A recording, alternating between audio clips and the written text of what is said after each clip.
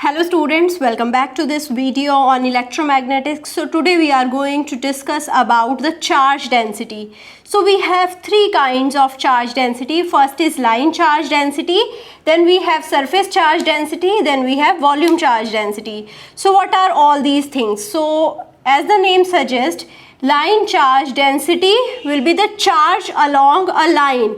So let's suppose if I have an infinite line which carries the charge Q. So the charge on this infinite length of the line is Q, and if I am taking some infinitesimal portion dl, so the overall length was L, full length was L, and on this length I am taking the infinitesimal length dl. So the charge is equally distributed, so obviously the charge on this infinitesimal length will be equal to dq. Okay, so now this charge can be anything, it can be negative or it can be positive, but it should be equally distributed throughout the line. Okay, so now here if I discuss the line charge density, so it is given by the charge upon length.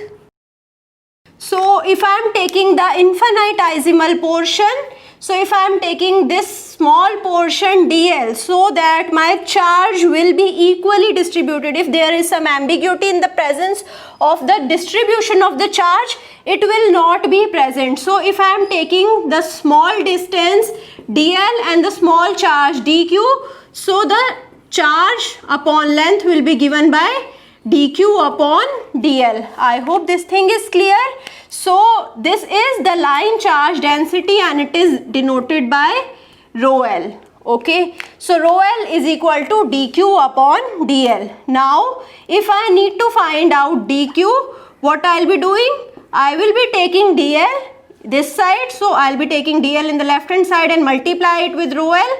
So rho L into dl gives me dq. So now if I need to find out the total charge, if I have given some small portion of the line, because it is the infinite line, I cannot calculate the total charge by observing the full line, because it is ranging from minus infinity to infinity. It's a very long line. So what I did, I took the small portion of the line, I calculated the line charge density, and if it is given, the line charge density is given, I will multiply with the small portion dl, and q will be equal to the integration upon length L rho L dl.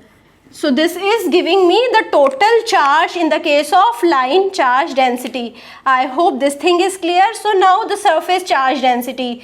Again, as the name suggests, is the charge distribution on the surface and the charge divided by the surface area. So let's suppose this is my surface. It's a two-dimensional surface and it's ranging from again minus infinity to infinity. It's a very long surface and very large width also is there in this surface. So now if this is my dq over the small area ds, so I have chosen some small area on this surface which is ds, and the charge on this surface is dq. Then the surface charge density is given by charge per unit surface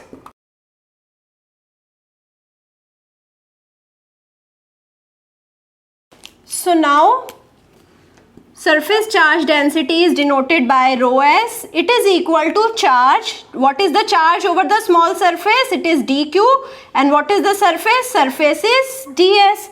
Again, from observing the small charge on the small surface, I can find out the charge on the overall sheet. This is an infinite sheet of charge in which the charge is equally distributed. So this is the prerequisite. So I can say dq will be equal to rho s into ds.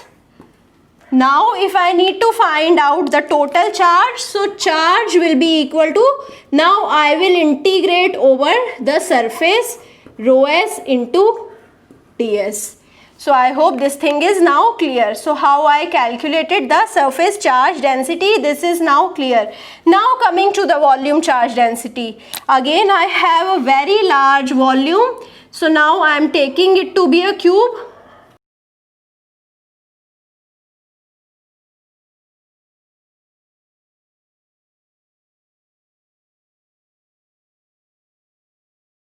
So this should look like a cube, and here the charge on the small volume is again dq and the volume is dv. So here I am observing a very small volume in this infinitely large volume of cube, and the charge is equally distributed throughout this volume, and on the small volume charge is dq. So the volume charge density is given by charge per unit volume. So I can write it as charge upon volume. So I hope this thing is clear, and the volume charge density is denoted by rho v. It is the charge and upon volume. What is the small charge? Small charge is dq and the small volume is dv. We cannot observe the very large volume and we cannot calculate the charge and the volume for very large volume. So we are reducing our work. We are seeing the charge and the volume for small volume, and we'll be calculating the rho v. So which implies dq will be equal to rho v dv.